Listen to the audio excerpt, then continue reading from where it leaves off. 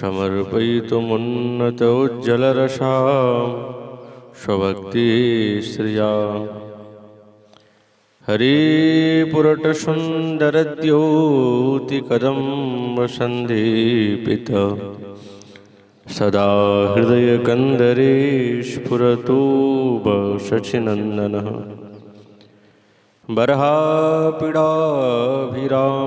मृगमदतिलकं कुण्डलाक्रान्तगण्डं कञ्जाक्षं कम्बुकण्ठं स्मितसुभगमुखं स्वाधरी न्यस्तवेणु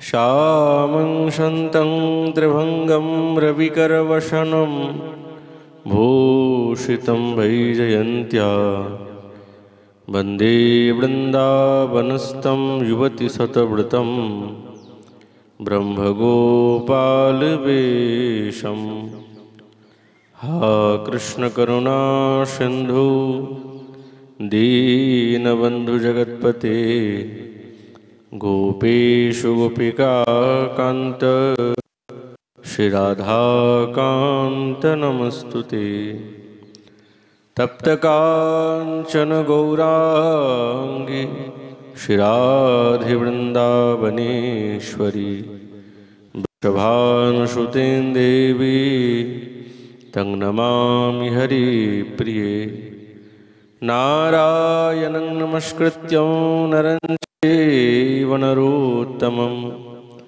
देवीं सरस्वतीं व्यासं ततो जयमुदीरयेत् तुलसीकाननं यत्र यत्र पद्मवनानि च पुराणपठनं यत्र तत्र सन्निहितहरिः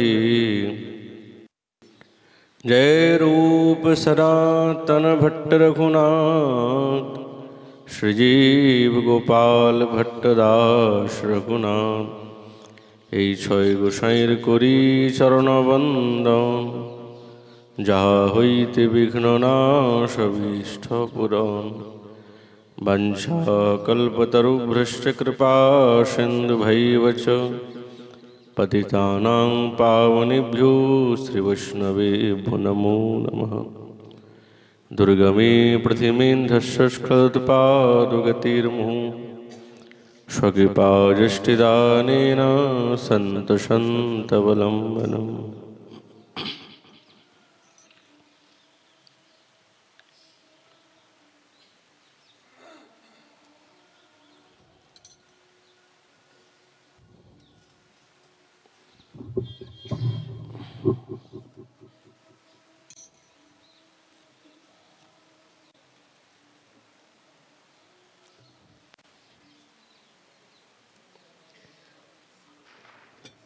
ओम नमो भगवते वासुदेवाय श्री श्री राधारस सुधानिधि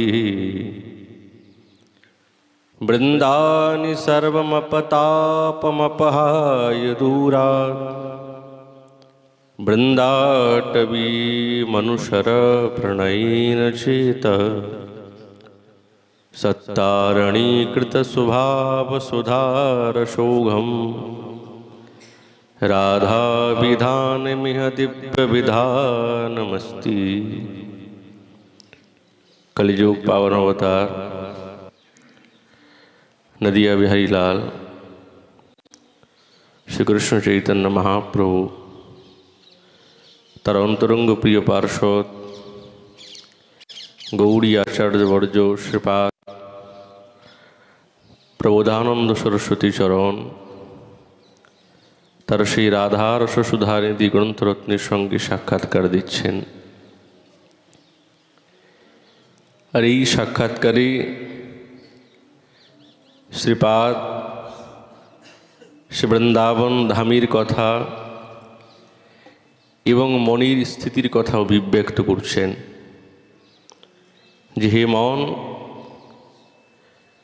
समस्त महत् चेष्टा के दूरे करे सबकिछुके त्याग करे प्रणयेर संगे बृंदावन चलो।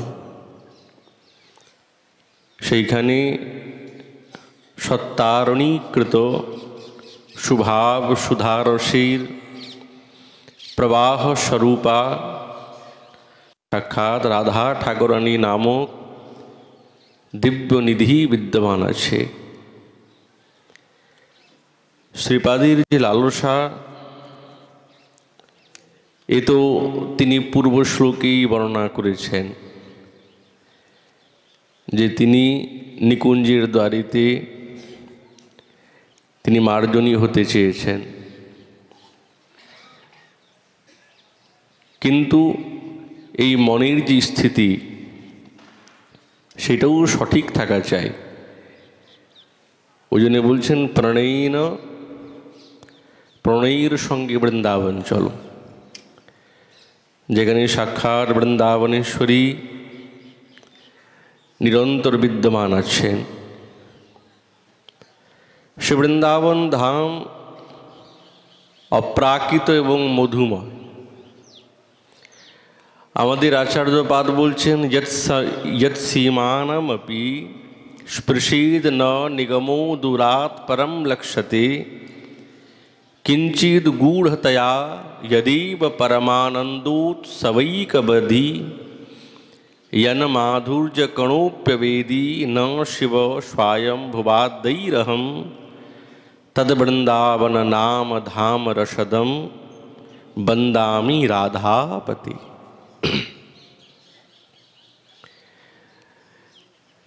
এর দ্বারা এটাই বোঝা যায় নিগমাদি মানে বেদ বেদান্ত সেই বৃন্দাবনের সীমাকে স্পর্শ করতে পারে নাই।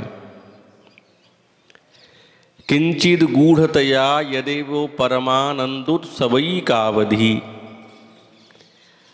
আর যেই বৃন্দাবনে দিব্য আনন্দ এবং কেবল আনন্দ নয়, পরমানন্দোৎসব নিরন্তর, যেখানে কোনো অবধি নেই, অবধি মানে সীমা, নিরন্তর চলছে। जद माधुर्य कणोपि अवेदी न शिव स्वायंभुवादय। शंकर भगवान ब्रह्मादि देवतागण যার মাধুর্যের এক কণারও কোনো অবধি এখনো পর্যন্ত পান নাই। সেই যে বৃন্দাবন ধাম নাম, যেইটি সাক্ষাৎ রসদম রসম দদাতি রসদম। কি রস? সাক্ষাৎ ব্রজরসম দদাতি। এই ব্রজের দিব্য মাধুর্য রসকে তিনি নিরন্তর বর্ণনা সকলকে সমর্পণ করেন, দেন সেই বৃন্দাবন ধাম। আমাদের আচার্যপাদ বলছেন পরবেশ দূরে রহু পরিষিতে নারী, যার বাহিরে সীমা নিগম নিকরে। কুতূহল কুল হয়ে রয়েছে নিহারি, দূরে রহি যে ধামে রসের লরি। তাহাতে পরমানন্দ রসের অবধি, না জানে মাধুরী যার শিব সনকাদি। সেই রাধানাথের মহিমাময় ধাম। এই ধাম কার? সাক্ষাৎ বৃন্দাবনেশ্বরীর প্রিয়কান্তির ধাম। নিরমধি বন্দি বৃন্দাবন যার নাম। তাহলে সে বৃন্দাবন ধাম কতটা গভীর এবং রসাত্মক স্থান। कदानु वृंदावन कुंज मंडले भ्रमन् भ्रमन् हेम हरिन् मणिप्रभम संस्मृत्य संस्मृत्य तदभूत प्रिय द्वयं द्वयं विस्मृति मे तुमेखिलम।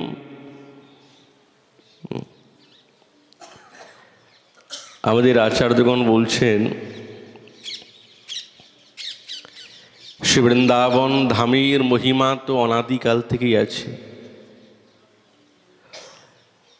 এবং সেই ধামের মাধুর্য অনাদিকাল থেকে আছে। কিন্তু এই যে ধামের মহিমা, এই মহিমার বিস্তার করলেন আমাদের আচার্যগণ।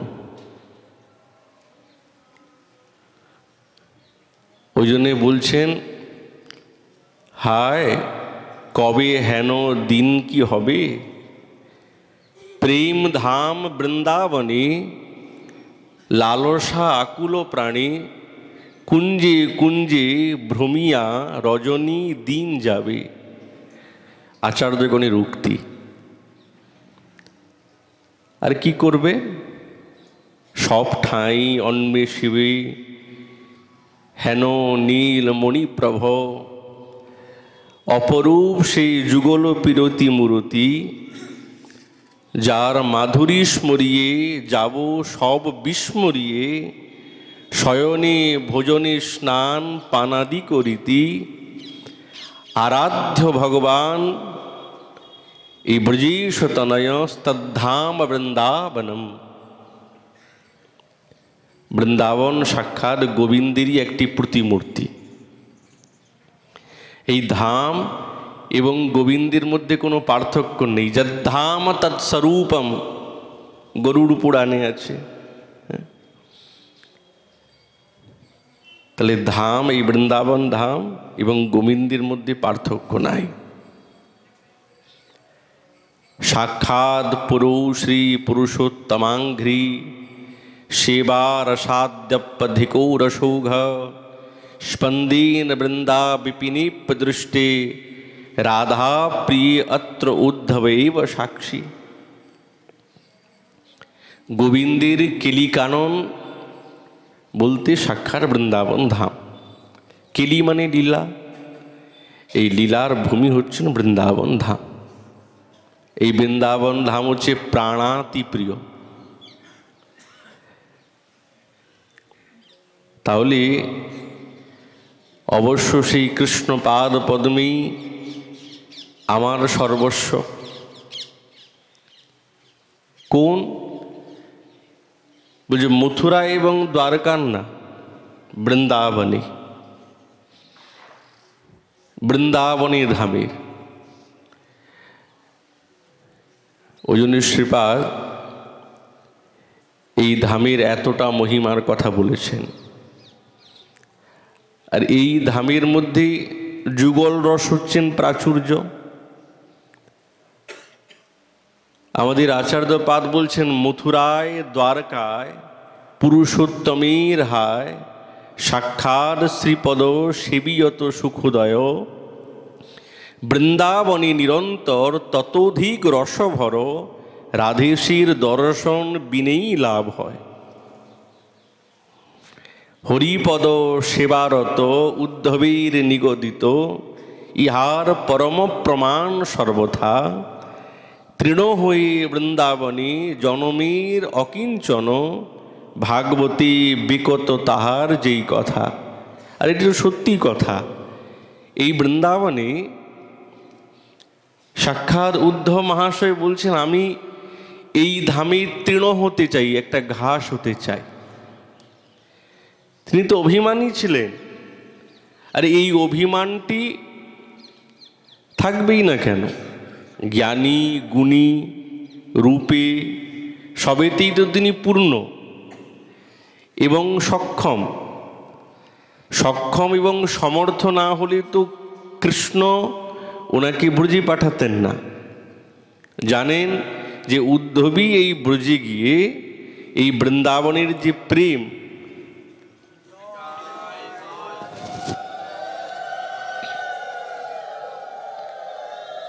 এই বৃন্দাবনের প্রেমকে প্রকাশ করতে পারবেন, আর কারোর পক্ষে সম্ভব নয়। কিন্তু যখন তিনি বৃন্দাবনে প্রবেশ করছেন, মনের মধ্যে কিন্তু খুব অভিমান আছে, অহংকার আছে। আমি বৃহস্পতির শিষ্য বলে কথা, আমি জ্ঞানী ব্যক্তি, আমি রাজ পরিবারে, হ্যাঁ, আমি ব্রজে গিয়ে কি করব, এই অভিমানটা আছে। কিন্তু কথা রাখার জন্য তিনি গেলেন। কৃষ্ণ বলেছেন তিনি আমার সখা, তো কথাটা প্রতিপালন করতে হবে। কিন্তু ব্রজধাম তো, সেখানে যে একবার যায় তো তার অভিমান অহংকার সব নির্মঞ্চিত হয়ে হৃদয়ের মধ্যে প্রেমের উদয় হয়। রিক্ত আসেন না, বৃন্দাবনে আসলে কেউ রিক্ত যায় না, কিছু না কিছু পায়, কিছু না কিছু পাবে।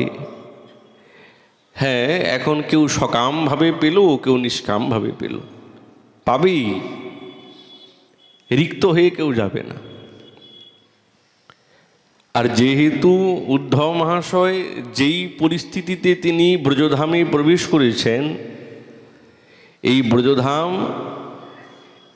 একবারে বিপরীত স্থিতিতে বিদ্যমান ছিল ওনার সামনে। কেন, যখন গোবিন্দ ছিলেন তখন বৃন্দাবনের একটি আলাদা পরিবেশ এবং অন্য ভাবনা সকলের হৃদয়ের মধ্যে চলছে, আনন্দের উত্তাল তরঙ্গ, প্রেম তো ওখানেও আছে। কিন্তু গোবিন্দ যখন এই ভৌমলীলাতে বৃন্দাবন ত্যাগ করে যখন মথুরাতে গমন করলেন, এই ব্রজবাসীগণের প্রেমের উত্তাল তরঙ্গটা আরও বেশি বেড়ে গেল। কেন? বিরাহাদ প্রেম উদীর্যতে, রূপ গোস্বামী পাদ বলছেন, যখনই বিরহ আসবে তার মানে এবার প্রেম এই সমুদ্রের তরঙ্গের মতন উথাল পাতাল হবে, তখনই রসের পুষ্ট হবে। বিনা বিপ্রলম্ভাৎ, বিপ্রলম্ভ না হলে সেই প্রেমের পরিপোষক হয় না। বিপ্রলম্ভ মানে বিচ্ছেদ। আর যখন গোবিন্দের সঙ্গে ব্রজবাসীগণের বিচ্ছেদ হয়েছে না, এটি ভৌমলীলাতে বিচ্ছেদ, তখন তাদের হৃদয়ের মধ্যে কৃষ্ণের প্রতি যে কতটা গভীরতা প্রেম, সেইটি একবারে উথলে পড়ছে। আর উদ্ধব মহাশয় ওই সময়ে গেছেন, ওই সময়। তাহলে সেই প্রেমের কণা কি তিনি পাবেন না? কয়েকটা মাস কেটে গেছে, তাদের প্রেম সাগর থেকে যখন উঠেছেন না, এখন উদ্ধব মহাশয় আগের মতন না, সম্পূর্ণ রূপান্তরিত হয়ে গেছে। কি আশা করছেন? আশা মহো চরণ রেণুজুষা মহচ্চ বৃন্দাবনে কিমপি গুলমলতৌষধীনা। আমি এই ব্রজগোপীগণের চরণ বন্দনা করার আমার কোনো যোগ্যতা নেই। সে কি কথা? আপনি তো আগে অনেক বড় বড় কথাই বলছিলেন, আমি বৃহস্পতির শিষ্য, আমি জ্ঞানী গুণীতে খুব শ্রেষ্ঠ, আমি ওখানে ব্রজে গিয়ে কি করব? এতটা পরিবর্তন। বুঝে এই বৃন্দাবন ধামের মাধুর্যের ক্ষমতা, যে উদ্ধব মহাশয়ের সম্পূর্ণ পরিবর্তন করে দিলেন। ওই জন্যই তিনি বলছেন, আমি ব্রজগোপীগণের শ্রীচরণ বন্দনা করার আমার কোনো ক্ষমতা নাই, আমি তো কেবলমাত্র তাদের চরণধূলির বন্দনা করতে চাই, সেই চরণধূলিকে প্রাপ্ত করতে চাই। চরণধূলি পেতে গেলে হে বিধাতা, তুমি আমাকে এই বৃন্দাবন ধামেতে একটা ঘাস বানিয়ে দাও। গোপীগণ যখন নিরন্তর ভ্রমণ করবেন, তাদের শ্রীচরণ রস উচ্ছ্রিত হয়ে ঘাসরূপী আমার মস্তকে পড়বে। তাহলে এই যে অভিলাষ, এই আকাঙ্ক্ষা, নিষ্কিঞ্চন আকাঙ্ক্ষা, অভিলাষ, কেন বলছে? এই ধামটাই হচ্ছেন প্রেমের ধাম। বৃন্দাবন না, প্রেমের ধাম। প্রেম ধাম বৃন্দাবনে বিলসিত রাধাসনে, তেই সে মাধব আমার সবাকার প্রিয়। যেখানে গোবিন্দ নিরন্তর বৃন্দাবনেশ্বরীর সঙ্গে বিহার করেন। দ্বারকা মথুরাপুরে যদি সে ঘুরিয়া ফিরে, রাধা ছাড়ি তবে কেনে হইবে মদীয়। এটি হচ্ছেন আমাদের শুদ্ধ রাগমার্গের ভজনের, এটি হচ্ছে অহংকার। ওই জন্যে আমাদের একজন পদকর্তা বলেছেন, যদি এই বৃন্দাবনের সীমার বাইরে দাঁড়িয়েও যদি গোবিন্দ বলেন যে আমি এখানে দাঁড়িয়ে আছি, কোটি চিন্তামণি মেলে যাবি তদপি না হাত পসার। তো বলছে কোটি চিন্তামণিও যদি উনি নিয়ে দাঁড়িয়ে থাকেন আর বলেন বৃন্দাবনের বাইরে, বলছে এইদিকে আসো, আমি তো এই তো দাঁড়িয়ে আছি তোমার কাছে, নাও। তদপি না হাত পসার, খবরদার হাত পাতবে না, ওনাকে আমরা চিনি না, উনি অন্য কেউ হবে। কেন? আমাদের যিনি ইষ্টদেব তিনি হচ্ছেন এই ব্রজেন্দ্র নন্দন, যিনি বৃন্দাবনের শরীর সঙ্গে এই ব্রজধামে, এই রসময় ব্রজধামে নিরন্তর কেলিকিটা করেন। হ্যাঁ, সেই বৃন্দাবন ধাম। আচ্ছা, এই বৃন্দাবন ধামে কে এমন আছে যার জন্য বৃন্দাবন ধাম এত সর্বোত্তম হয়ে গেলেন? বলছে রাধা নিধি, সাক্ষাৎ রাধা ঠাকুরানী। কি যদি বলেন, যদি বৃন্দাবনেশ্বরী না থাকতেন, গোবিন্দ একলাই থাকতেন, তাহলে ধামের এত মধুরিমা হতোই না, কিছুতেই হতো না। হবে কি করে? কেননা এই বৃন্দাবন ধামকে আমাদের শ্রীলজীব গোস্বামী পাদ বলছেন, এই রসময় ধামটি রসময় কি করে হয়েছে? বলছে বৃন্দাবনেশ্বরীর এই মাদন রসের দ্বারায় এই বৃন্দাবনকে একবারে পরিব্যাপ্ত করে রেখেছেন বৃন্দাবনেশ্বরী, গোবিন্দ নয়। বৃন্দাবনেশ্বরী, গোবিন্দ তো ঘুরে বেড়াচ্ছেন, যাচ্ছেন, এখানে আসেন, চলে গেলেন মথুরাতে, চলে গেলেন দ্বারকাতে, কিন্তু এই ধামের রসময়ত্ব তো কমে নাই। কেন কমে নাই? রাধিকা বিদ্যমানে সতী, সাক্ষাৎ বৃন্দাবনেশ্বরী নিজের মাদন রসের দ্বারায়, নিজের মাধুর্য রসের দ্বারায় এই বৃন্দাবন ধামকে একবারই পরিব্যাপ্ত করে রেখেছেন। গোবিন্দকেও কোথাও যেতে দেন নাই, কোথাও যেতে দেন নাই। আচ্ছা, এত ক্ষমতা? বলছে হ্যাঁ, হরিবংশেতে বর্ণিত আছে যে সত্যভামোত্তমা স্ত্রীণাং সৌভাগ্য চাধিকা ভবেত।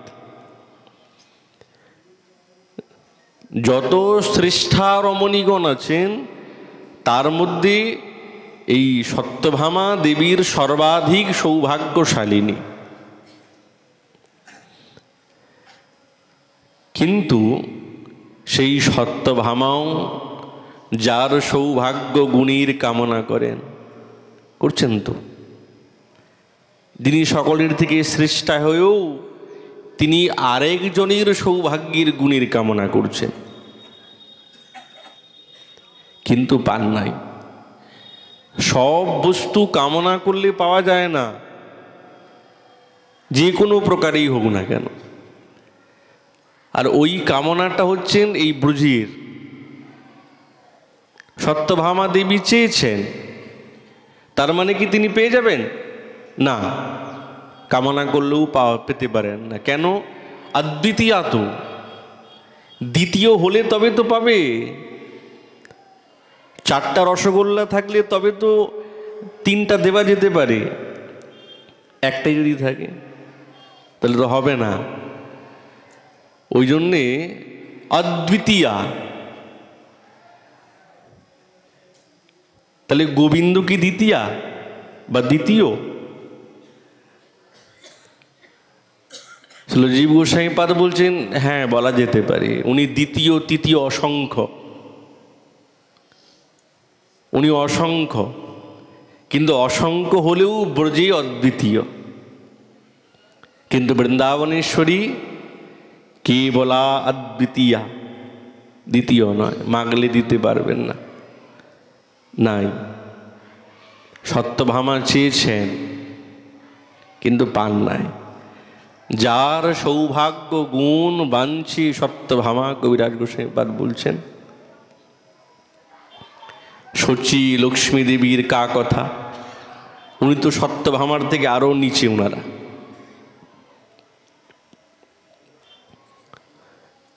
এই কারণে বৃন্দাবনেশ্বরীর প্রতি এই গোবিন্দের এত ভাব, কোনো তুলনা নাই। তিনি হচ্ছেন অতুলনীয়া, অনুপমা, কোনো উপমা দেওয়া যাবে না, কোনো তুলনা তার নাই। দ্বিতীয় থাকলে তবে তুলনা দেওয়া যেতে পারে, দ্বিতীয় তো নাই। ওই জন্যে গোবিন্দ বলছেন, শুনো রাধে, এই রস আমি যে তোমার বশ, তোমা বিনে নাহি লয় মনে, জপিতে তোমার নাম ধৈর্য না ধরে প্রাণ, তুয়া রূপ করিয়ে ধ্যানে। আমি তোমার নাম জপ করি, আমি কিছুতেই ধৈর্য ধারণ করতে পারি না। তোমার রূপের কথা ভাবি, কি রূপ!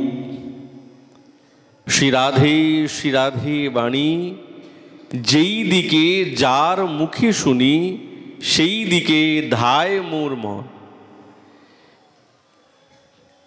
কেউ যদি শ্রী রাধে বলেছেন না, তো গোবিন্দের মন ওই দিকে চলে যান। তার মানে আমি ডাকলে কিন্তু গোবিন্দ শুনবেন না, আমি ডাকলে শুনবে না।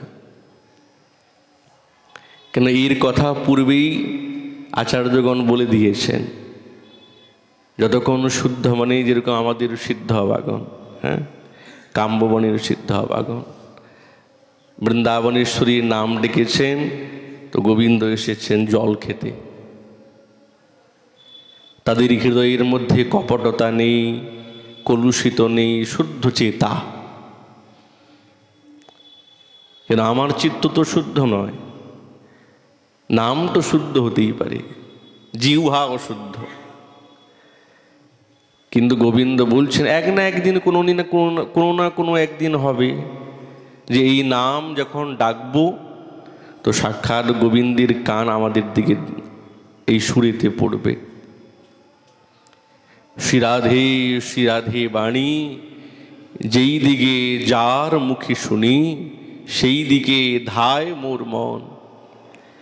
চাতক ফুকারে যেন ঘন চাহে বরিশন, তেন হরি ও চাঁদ বদন। খেনে খেনে মুখ তুলি ঘন ডাকি রাধা বলি, তবে প্রাণ হয় নিবারণ। তোমা অনুসারে আসি কুঞ্জের ভিতরে বসি, তোমা লাগি করি এই বৃন্দাবনে বাস।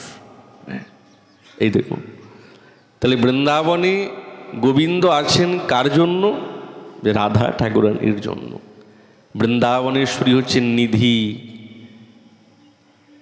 তিনি সৌভাগ্যের নিধি, গুণের নিধি। এই জগতে যত নিধি আছে তার নিধির পুরো পরিপূর্ণ স্থিতি হচ্ছেন ঠাকুরানী। যে গোবিন্দের অন্তরে এই জাতীয় রসোর মাদতা এবং রসাবেশকে নিরন্তর জাগাতে থাকেন। অন্য কোনো কান্তা কিন্তু এই রকম রসোন্মাদ গোবিন্দের হৃদয়ে জাগাতে পারে না, কেউই জাগাতে পারে না। এমনকি ব্রজরামাগণের মধ্যে চন্দ্রাবলী হচ্ছেন শ্রেষ্ঠা। বৃন্দাবনেশ্বরীর পরে উনার স্থান। শ্রীপাদ বলছেন, বশীকারৈশ্চন্দ্রাবলী মুখ নবীন ব্রজসতী। গোবিন্দকে বশ করার জন্য চন্দ্রাবলী বহু সেই নবীনা ব্রজসতীগণের দিব্য ভাবকে একাগ্র করে তবু কিন্তু তিনি গোবিন্দকে বশ করতে পারেন না। কেন? বলছে মদীয়তাময় ভাবের নিউনতা আছে। যেখানে মদীয়তা ভাবের সমধিকতা আছে সেখানেই গোবিন্দ বশ হন, যেইটি চন্দ্রাবলীর মধ্যে নাই। কবিরাজ গোসাইপাদ গোবিন্দ লীলামৃতে বর্ণনা করছেন, চন্দ্রাবলী প্রণয় রূপ গুণৈ প্রযত্ন ব্যক্তিকৃতৈ व्यचरत स्ववशं बकान् श्री राधिका तू सहज प्रकटै निजैस्तव्य स्मारयत्तमिह तामपि साहा कुतो अन्यः। बोल चंद्रावली ना निजेर भाव अंग भंगी रूप सब प्रकाश करছেন। এই জগতে নায়ক নায়িকার কিসেতে আকৃষ্ট হয়? রূপে, গুণে, বচনে, বাণীতে, ব্যবহারেতে আকৃষ্ট হয়। আহা কি সুন্দর রূপ, কি সুন্দর বাণী, আকৃষ্ট হয়ে গেল। তো চন্দ্রাবলী হচ্ছেন সমস্ত কান্তাগণের মধ্যে সর্বোত্তমা।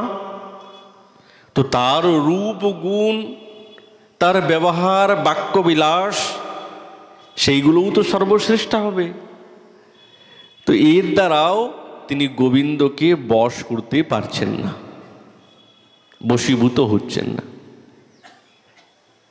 কিন্তু তার বিপরীতে সাক্ষাৎ রাধা ঠাকুরানী তিনি কিন্তু সহজ প্রকটেই কোনো রূপ, কোনো ভাব, কোনো বচন, কোনো বাক্যবিলাস কিছুই কিন্তু প্রকট করছেন না।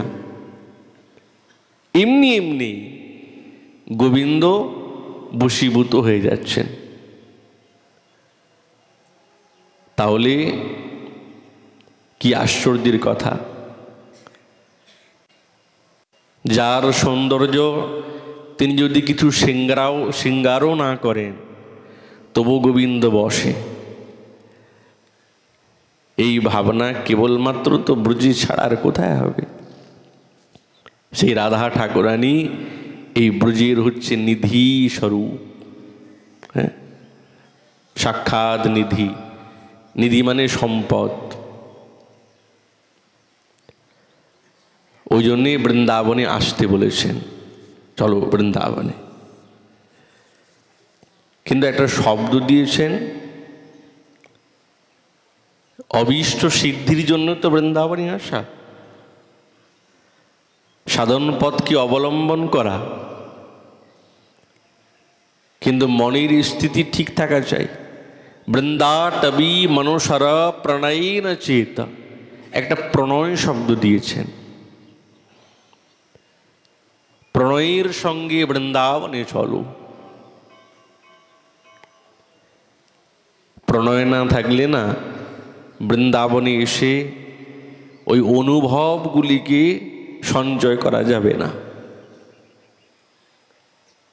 অনুভব তো অনেক বড় জিনিস। ওই শোনো, দেখো বৃন্দাবনের কেন্দ্রে ওই বংশীবটের বৃক্ষতলে দাঁড়িয়ে গোবিন্দ বাঁশি বাজাচ্ছেন। শুনতে পাচ্ছ? শোনা যাচ্ছে?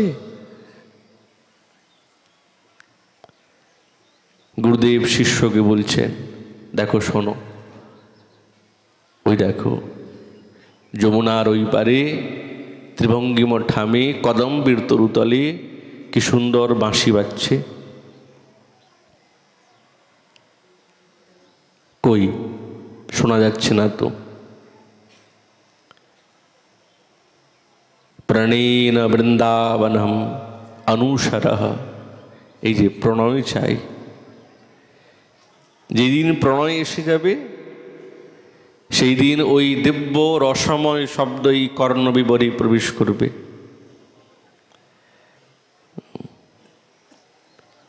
একটা বস্তু না ত্যাগ করলে আরেকটা বস্তু পাওয়া যায় না, কিছুতেই পাওয়া যাবে না।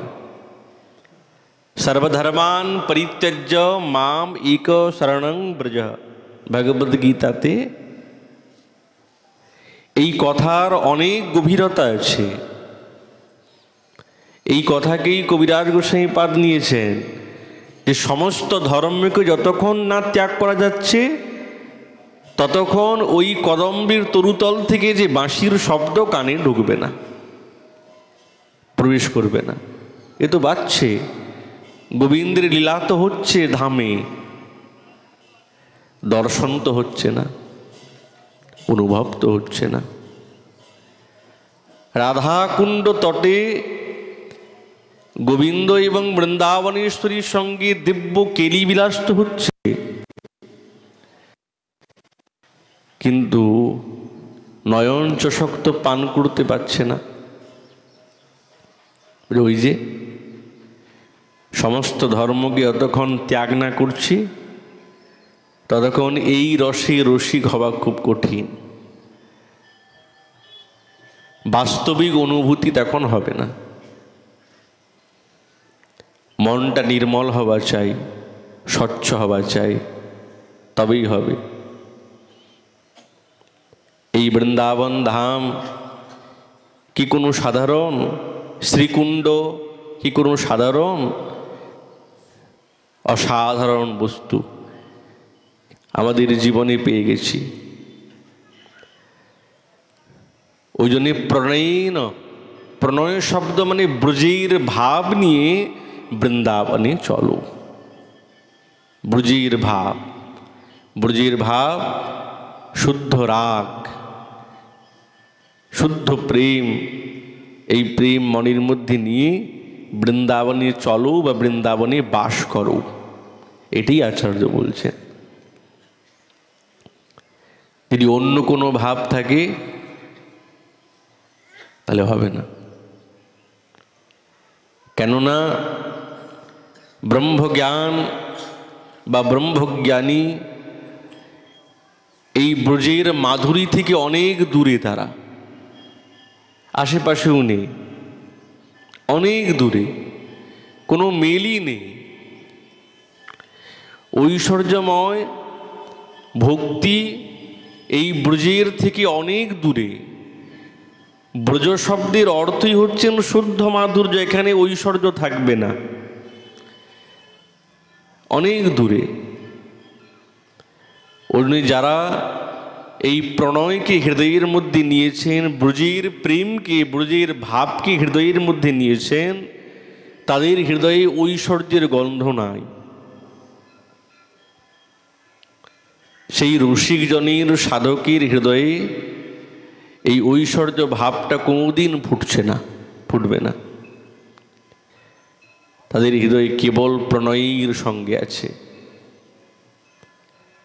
বৃন্দাবন তার মনে কানে এই সুমধুর শব্দ, বেণুরব দিক বিদিক থেকে নানা কেলিবিলাস নিরন্তর তিনি দর্শন করেন, ভাবেন, চিন্তন করেন। এই যে এসে গেল স্মরণাঙ্গ ভজন। প্রণয় যতক্ষণ না থাকতে তারা স্মরণাঙ্গ ভজন হবে না। এই ভাব নিয়েই তো আমাদের আচার্যগণ নিরন্তর বৃন্দাবনে বাস করেছেন। এই ভাবটা নিয়েই তো প্রণয়ীন। উন্মাদের সঙ্গে, প্রেমের সঙ্গে মহাপ্রভুর কথাকে প্রতিপালন করে নিরন্তর বৃন্দাবনে এসে অন্বেষণ করেছেন, দিবানিশি প্রলাপ করছেন।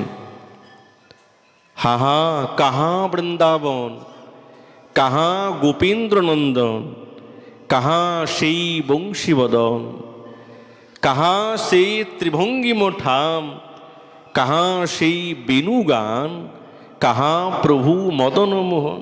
এই যে অন্বেষণ করছেন, খুঁজে পাচ্ছি না, ঘুরে বেড়াচ্ছে উন্মাদির মতন। এই উন্মাদি তো চাই, ওই জন্যে প্রণয় চাই। যেখানে প্রণয় থাকবে সেখানে বিরহ থাকবে, আকাঙ্ক্ষাটা থাকবে। কবে হবে?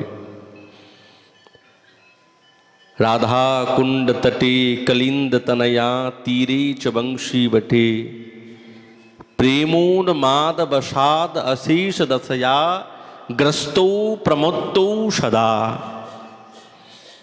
গায়ন্তৌ চ তদা হরির গুণবড়ম ভাবাবিভূতৌ মুদা বন্দে রূপ সনাতনো রঘুযুগৌ শ্রীজীব গোপালকো।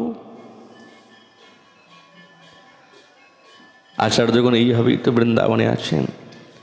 আধা কুণ্ড তটে কালিন্দী তীরে বংশী বটে প্রেমের দ্বারাই উন্মত্ত হয়ে নিরন্তর অন্বেষণ করছেন, হে গোবিন্দ, হে ঠাকুরানী, কোথায়, কোন কুঞ্জে আপনারা ক্রীড়া করছেন, আমি তো খুঁজে পাচ্ছি না।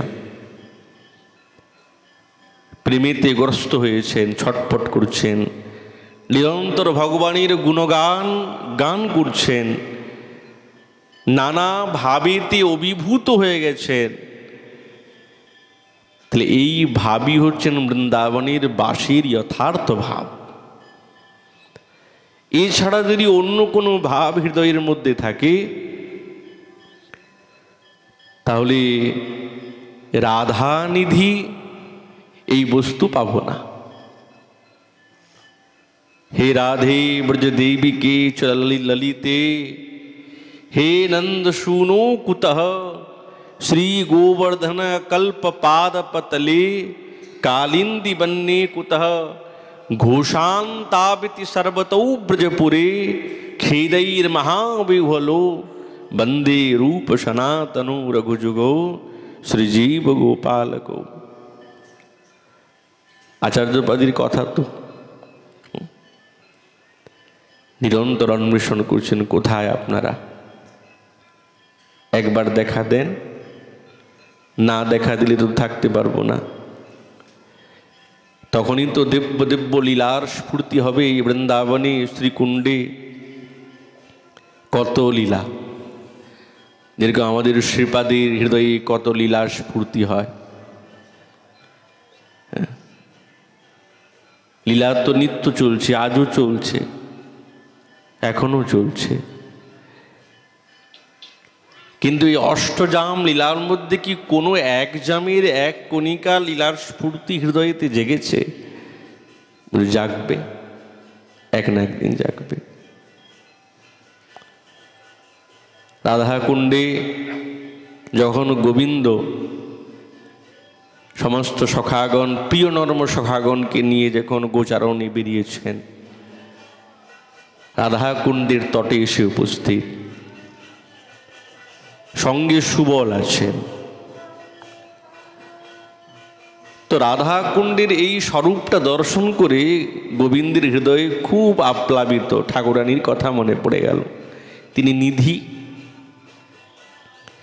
আর কুণ্ডের যে শোভা, আহা, স্বর্ণ পদ্ম ফুল বিকশিত হয়েছে, ওই দিকেই দৃষ্টিটা পড়েছে।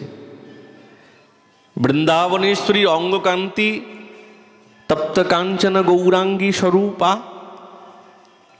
ওই জন্য স্বর্ণ পদ্ম ফুলের স্বরূপ দর্শন করে ঠাকুরানীর কথা খুব মনে পড়ে গেল। তো গোবিন্দ নানা পুষ্প চয়ন করে নিজেই মালা গাঁথতে আরম্ভ করেছেন, নিজেই। আর নতুন নতুন পল্লবগণের দ্বারায় তিনি সেজ বিছিয়েছেন। বনে তো এই তো শোভা, বৃন্দাবন বনের এই শোভার দ্বারাই তো বৃন্দাবন সুশোভিত। নবনব পল্লবীর দ্বারা সেজ বিছিয়েছেন, আর একটাই শব্দ বাণী, রাধা রাধা। আর এই বলতে বলতে খুব গানছেন, খুব কণ্ঠরুদ্ধ হয়ে যাচ্ছে। সুবল সঙ্গে ছিল তো, সঙ্গে সঙ্গে শ্যামসুন্দরকে বলছে, আরে কি হয়েছে তোমার? বলছে, আমি না সেই রাধাকে কিছুতেই ভুলতে পারছি না, খুব মনে পড়ছে। এই রাধা কুণ্ডে এসে আমার আরো বেশি উত্তাল তরঙ্গ জেগেছে। তখন এমন সময় বৃন্দা দেবী এক সুন্দর চম্পকের মালা তৈরি করেছেন, 2টি পদক আছে, আর সেই মালাটা সুবলের হাতে দিলেন, এই নাও। সুবল ভাবলেন কি সুন্দর মালা, তাহলে কৃষ্ণের গলায় দেই। আর যেমনি কৃষ্ণের গলাতে দিয়েছেন, সঙ্গে সঙ্গে সারা অঙ্গ পুলকিত হতে আরম্ভ হয়েছেন। প্রেমী চারিদিকে তাকাচ্ছেন, কেবল রাধাময় হয়ে গেছে। সুবলের হাতটা ধরে অচৈতন্য হয়ে পড়ে গেছে, আর বলতে আরম্ভ করলেন, তাহা বিনি বৃন্দাবন শূন্য হেরি সর্বক্ষণ, মোর মন তাহাই ধ্যানে, যদি না আসে প্যারি, রাধা রাধা রাধা বলি, আজ আমি ত্যাজিব তোমা সমক্ষে পরাণ। সুবল কোনো ব্যবস্থা করো, না হলে না এই বৃন্দাবনেশ্বরীকে না দেখতে পেয়ে এই বৃন্দাবন ধাম রাধাকুণ্ড আমাকে শূন্য বলে মনে হচ্ছে, কিছুই নেই, কোনো উপায় করো, নালে আমার প্রাণ আর থাকবে না। সুবল মনে মনে ভাবছে কি উপায় করা যায়, তো বড় বিপদে পড়লাম। কৃষ্ণের যেন কেবল শ্বাস চলছে, অচৈতন্য অবস্থা। সুবলও এই গোবিন্দের স্থিতি দেখে নিজে কাঁদতে আরম্ভ করেছেন। সুবল কৃষ্ণকে কোলের মধ্যে নিয়ে নিজের পীতাম্বরীর দ্বারা গোবিন্দের সারা ঘামকে মুছে দিয়েছেন, অজস্র ঘাম। রাধা রাধা বলি নাগর পরিভূমি তলে, বাহু পসারিয়া সুবল শ্যাম নীল কোলে। হায় হায়, এ তো বড় ভুল করলাম। যদি এই চম্পকের মালাটা না দিতাম তাহলে খুব ভালো হতো, এই দিয়েই ভুল করেছি। উদ্দীপক হয়ে গেছে, চম্পকের পুষ্প পীতবর্ণের, তো এই দিয়েই বড় ভুল হয়ে গেছে। সে রাধার উদ্দীপনা এসে গেছে, তখন কি করবে? তখন সুবল গোবিন্দের কানে কানে ওই রাধা রাধা নাম জপ করতে আরম্ভ করেছে। একটু চেতনা হল, ভাই কানাই তুমি চিন্তা করো না, আমি তোমাকে কথা দিচ্ছি রাধা এনে দেব। তুমি যাকে এত ভালোবেসেছো আমি এনে দেব তোমাকে। গোবিন্দ সঙ্গে সঙ্গে আনন্দে উঠে বসলেন। এনে দিবে তো? বলছে হ্যাঁ, হাতটা ধরেছে। গোবিন্দের অবস্থা তো একবারে সঠিক ঠিক না। মনে মনে সুবল ভাবছে, আমি আমার সখাকে কোথায় রেখে যাব, কে দেখবে? তার অবস্থা ভাব গতি তো ভালো নয়, উন্মাদ হয়ে গেছে। কানাই তুমি এখানে বসো, এই বেদিতে বসো। মানস পাবন ঘাটির তটে বসিয়েছেন, বসো এখানে। আমি তোমাকে বলে দিয়েছি তো, এনে দেব আমি, চিন্তা নেই। তুমি কিন্তু এখান দিয়ে কোথাও যাবে না। সুখ সারিকে বলছে, ও সুখ সারি, তোমরা কিন্তু লক্ষ্য রেখো আমার শ্যামসুন্দরকে। একা বংশীধারী আছে, কেউ নাই সঙ্গে তার।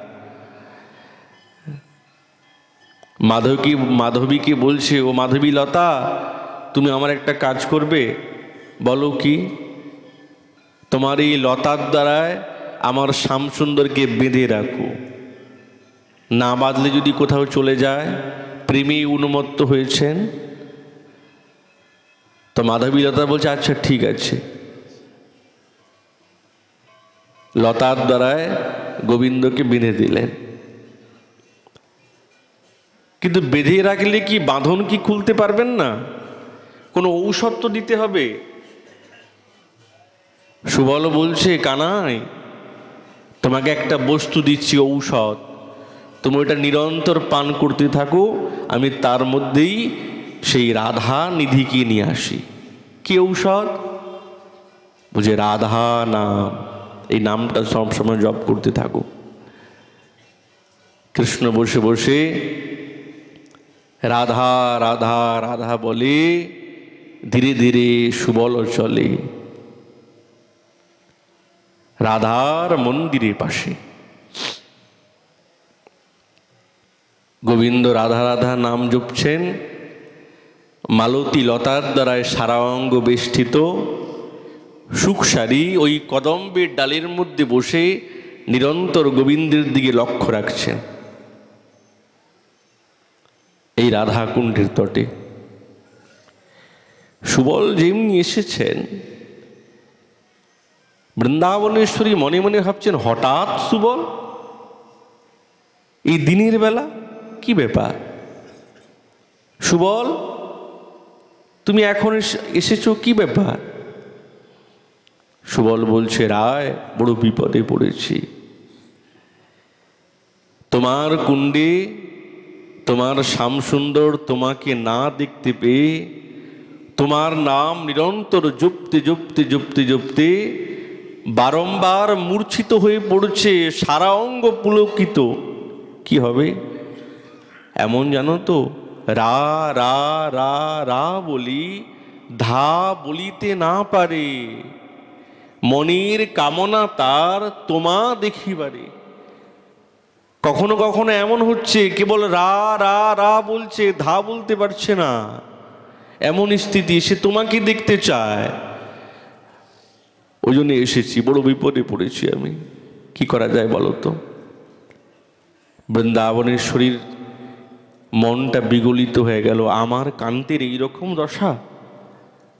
কিন্তু মনে মনে ভাবছেন এই দিবাতে কি করে যাব, কি করে অভিসারে যাব?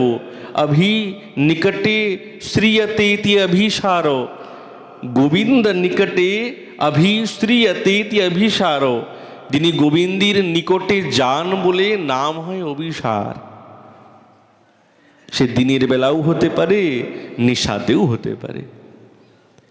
বৃন্দাবনেশ্বরীর মন খুব বিচলিত হয়ে গেল, ছটপট করছে। সুবলের হাত ধরে বলে, সুবল বলো না কি করি উপায়?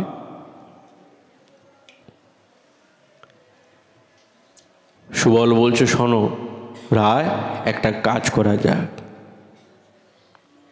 আমি এখানে থাকি, তুমি যাও। সুবল না দেখতে বৃন্দাবনেশ্বরীর মতো, কোনো ভেদ নেই। দুইজনকে একসঙ্গে দাঁড় করিয়ে দিলে চিনতে পারবে না। রূপ গোস্বামী পাদ বলতে সমস্বরূপম সুবলম, সমস্বরূপ। সুবল বলছে, রায় তুমি যাও, আমি ঘরে থাকি। তুমি কি এইভাবে থাকবে? বলছে, না না, তোমার বেশ আমাকে দাও, আমার বেশ তুমি পরো। হ্যাঁ, তা হতে পারে, ঠিক। এখন বৃন্দাবনেশ্বরীর যা বেশ ছিল, কাঞ্চুলিকি ইত্যাদি সব সুবল পড়েছে। আর সুবলের বেশ সাক্ষাৎ রাধা ঠাকুরানী পড়েছেন। রায় বলছে, সুবল বলো তো হয়েছে তো? সুবল মন্দ মন্দ হাসছে, রায় হয় নাই, হয় নাই। সব কিছু পড়েছেন, মাথায় পাগড়ি, ময়ূর পাখা, বাঁশিও আছে, সুবলের কাছেও বাঁশি আছে। সমস্ত ব্রজে সখাগণেই ময়ূর পাখা দেন, কেবল গোবিন্দ ময়ূর পাখা দেন এমন কথা নয়। সকলের মাথায় ময়ূর পাখা আছে, সকলেই পাগড়ি দেন। হ্যাঁ, সকলের লকুটি আছে, সকলের কাছেই বাঁশি আছে, শৃঙ্গা আছে, বৃত্র আছে, সুবলের কাছেও আছে। বৃন্দাবনেশ্বরী পাগড়ি বেঁধেছেন, মাথায় দিব্য ময়ূর পাখা, হ্যাঁ, আর দিব্য মালতীর দ্বারায় পরিবেষ্টিত। কিন্তু হৃদয়ের ব্যবস্থা কি হবে? সুবল বলছে, রায় শৃঙ্গারটা ঠিক হয় নাই, এ তো বিপদ হতে পারে। তুমি এক কাজ করো, বাছুর কোলে নাও। তাহলে বাছুর কোলে নিলে তাহলে হৃদয় আচ্ছাদন হয়ে যাবে। বৃন্দাবনেশ্বরী বাছুর কোলে নিয়েছেন, আর চিনতে পারছেন না। আর বৎস নিয়ে বৃন্দাবনেশ্বরী গৃহের বাইরে বেরিয়ে গেলেন। কেউ বুঝতে পারল না, জটিলা কুটিলা কিন্তু ঘরেই আছে। সে ভাবলো মনে সুবল তো এসেছিল, বলছি সুবলই যাচ্ছে। কোনো কথাবার্তা কিছু নয়, কিছুই কথাবার্তা নয়, কিন্তু ঘরেই সুবল এখন রান্না করতে বসেছে। এ তো বড় বিপদ। জটিলা এসে জিজ্ঞাসা করছে, কি ব্যাপার, কি কি রান্না করছো? এখন কথা বললে তো বুঝতে পেরে যাবে, চিনতে পেরে যাবে। সুবলের সব কিছু ঠিক আছে, কিন্তু কথা তো আর বৃন্দাবনেশ্বরীর মতন হবে না, আলাদা আছে। তখন সেখানে সখীগণ বলছে, জটিলা কুটিলা তোমরা জানো না, আমাদের রায় ব্রত করেছে, মৌন ব্রত। ওই জন্য মৌন ব্রতে কথা বলা যাবে না। তুমি জানো না, যদি তোমার কথার উত্তর দেয় তাহলে তো ব্রত ভঙ্গ হয়ে যাবে, এটা তোমার পুত্রের আয়ুর হানি হতে পারে। তাহলে থাক থাক থাক, কথা বলতে হবে না, থাকো, ঠিক আছে, যা হচ্ছে হচ্ছে রান্না। কথা আর নাই, চুপচাপ। সুবল এইদিকে ঘেমে নেই অস্থির। সুবল তো জানে যে আমি তো রায় নয়, আমি সুবল। আর বৃন্দাবনেশ্বরী যখন ঘরের বাইরে বেরিয়ে যাচ্ছেন, তিনিও ঘেমে নেই অস্থির। মনের মধ্যে তো ভয় ভীতি আছে। তিনি তো জানেন আমি সুবল নয়, আমি রায়। কিন্তু সুবল ওই রন্ধন করছেন আর মনে মনে ভাবছেন, এ কি অবস্থা দেখো। নারীর স্বরূপে, রায়ের স্বরূপে তিনি বসেছেন। যখন বৃন্দাবনেশ্বরী রাধা কুণ্ডীর তটে এসে উপস্থিত, বৎস কোলে করি রায় রাধা কুণ্ডে যায়, শ্যামলী ধবলি বলি পাঞ্চলি ধুয়ায়, সুবলের বেশে শ্যাম চিনিতে নারিল, না আইল কিশোরী সুবল ফিরে আইল। গোবিন্দ তো বসে আছেন, সুবলকে দেখে বলছে, সুবল, রায় আসে নাই, তাই জন্য তুমি একা ফিরে এসছো। সুবল, কি সমাচার? তুমি তো গেলে, কিছু সমাচার নিয়ে এসছো। এখন রায় তো, সুবল তো না। সুবলের বেশে এসেছেন, ইনিও এখানে মৌন হয়ে দাঁড়িয়ে আছে। এসেছি দেখুন, একটু কৌতুকিত করতে হবে।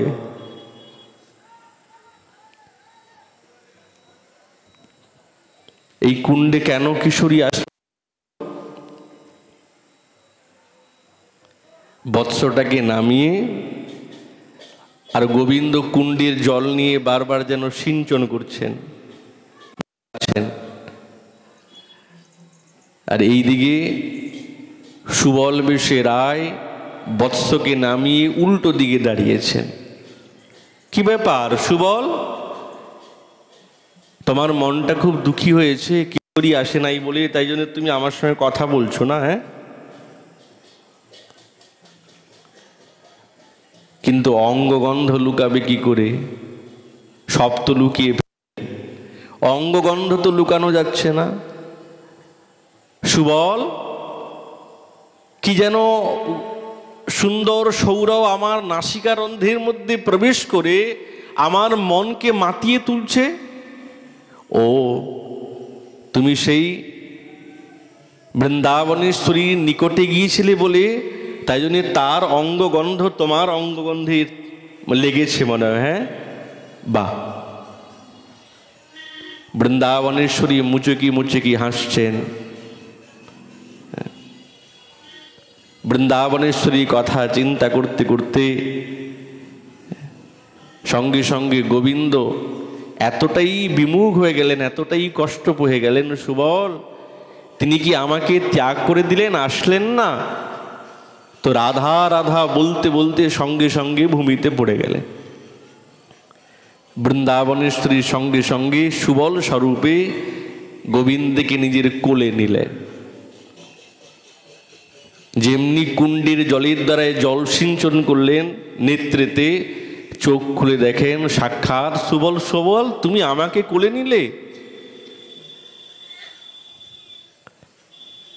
কিন্তু অঙ্গগন্ধ এমনভাবে মাতিয়ে তুলেছেন, বৃন্দাবনেশ্বরী বলছেন, তুমি আমাকে চিনতে পারছো না? আমাকে চিনতে পারলে না তুমি? আমি তো তোমার সেই রায়। আর যখন করকমলের স্পর্শ স্ত্রী বদনে হলো, গোবিন্দ সঙ্গে সঙ্গে ভাবে বিভোর হয়ে গেছেন। ধ্বনি কহে, প্রাণনাথ শুনো মোর বাণী, আমার কথা শোনো। দিব্য লীলা বিস্তার হলো। গোবিন্দ লজ্জিত হয়ে গেলেন যে আমি সুবল বেশেতে রায়কে চিনতে পারলাম না। দিব্য ভাবান্তর হলো। এই ভাবে দুজনে মত্ত হয়ে গেলেন। বৃন্দাবনেশ্বরী বলছেন, তাহলে এবার এই দাসীকে তুমি বিদায় দাও, এবার যাই। বৃন্দাবনেশ্বরী যখন বিদায় নিয়ে আসলেন, তা আবার বেশের পরিবর্তন হলো। সুবল তার নিজের বেশ, আর বৃন্দাবনেশ্বরী তার নিজের বেশ স্বীকার করে নিজের অন্তর্কক্ষের মধ্যে বিদ্যমান হলেন। সুবলকে দেখেই গোবিন্দ বলতে আরম্ভ করলেন, বাহ, তোমার কারণে আমি পাইলাম কিশোরী, তোমার কারণে আমি পেয়েছি। রাধা কুণ্ড তীরেতে বসিয়া সামরায়, নাচিতে নাচিতে সুবল মিলিলা তথা। সেই রাধা কুণ্ড তো, যেই কুণ্ডেতে এত লীলা হয়। কিন্তু বলার উদ্দেশ্য তো এই লীলা বা এই রসের কি অনুভব আমরা পেয়েছি? পাই নাই। ঠাকুর মহাশয় এবং আচার্যগণ এটাই তো প্রার্থনা করছেন, শিরূপ মঞ্জুরি পদ সেই মোর সম্পদ, সেই মোর ভজন পূজন, সেই মোর প্রাণধন, সেই মোর আভরণ, সেই মোর জীবনের জীবন, সেই মোর রসনিধি, সেই মোর বাঞ্ছা সিদ্ধি, সেই মোর বেদের ধরন, সেই ব্রত, সেই তপ, সেই মোর মন্ত্র জপ, সেই মোর ধর্ম কর্ম, অনুকূল হবে বিধি, সে পদ সম্পদ নিধি, নিরখিব এ দুই নয়নে, সে রূপ মাধুরী রাশি, প্রাণ কুবলয় শশী, প্রফুল্লিত হবে দিবানিনী, তুয়া অদর্শন ওহি, গরলি জারল দেহি, চিরদিন তাপিত জীবন, হাহা মোর কর দয়া, দেহ তুয়া পদ ছায়া, নরোত্তম লইল শরণ। এটাই হচ্ছেন রূপানুগ ধারা বা রাগানুগ ধারার প্রার্থনা। এই প্রার্থনাতে না থাকলে, এই স্থিতিতে না পৌঁছালে এই রসের অনুভব হওয়া চির অসম্ভব, সম্ভব হবে না।